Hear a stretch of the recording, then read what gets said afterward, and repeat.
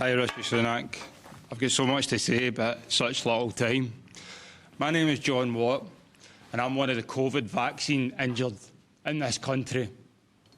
I want you to look into my eyes, Rishi Sunak, and I want you to look at the pain, the trauma, and the regret I have in my eyes.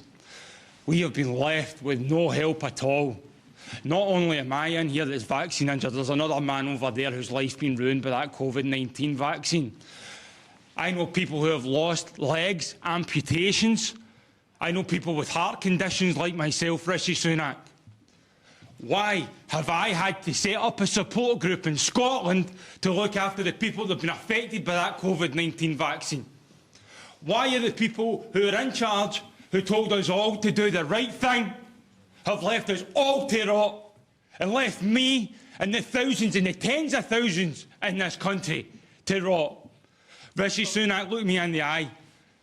When are you going to start to do the right thing? The vaccine damage payment scheme is not fit for purpose. In Scotland right now, according to the yellow card system, there are over 30,000 people that have had an adverse reaction to that vaccine and 200 deaths. John, thank you very much indeed for your question. It's time for you to start doing the right thing, Mr. Rishi Sunak, and the rest. You've made a really strong point, John. Prime Minister. Yeah, John, well, I'm very sorry to hear about your personal circumstances, and you said someone over here also seems to have suffered by a similar thing.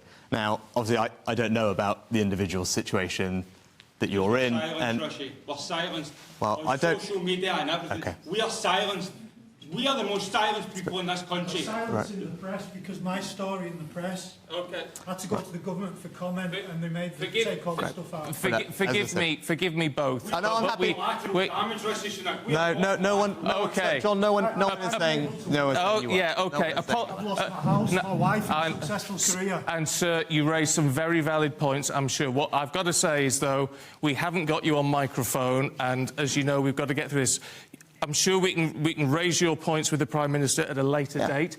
But in the meantime, Prime Minister, if you could cover the issue. I'm very happy to. So there is a vaccine compensation scheme that's in place, as you alluded to, in the NHS. Obviously, everyone individually will work through their cases. It's difficult for me to comment on anyone's individual case. I'm sure you'll appreciate that. I'm very happy to go and look at the cases, and I'm sure you'll get them to the team here. I mean, I'm very saddened and shocked to hear that you've been silenced by anybody. That is surprising to me, so please do get your details to Stephen and the team, and I will happily take that away. Of course, you should be able to speak about your experience, what's happened to you, and as I said, we have a compensation scheme in place for that, and I'll make sure that we're working through that. Obviously, I think you'll appreciate it's hard for me to comment on your specific circumstances, just not knowing them, and those things are... Forgive me, sir, we haven't got a microphone on this, so our viewers and listeners won't be able to... I think the last thing I'd say is, you know, we went through a pandemic, like everyone else.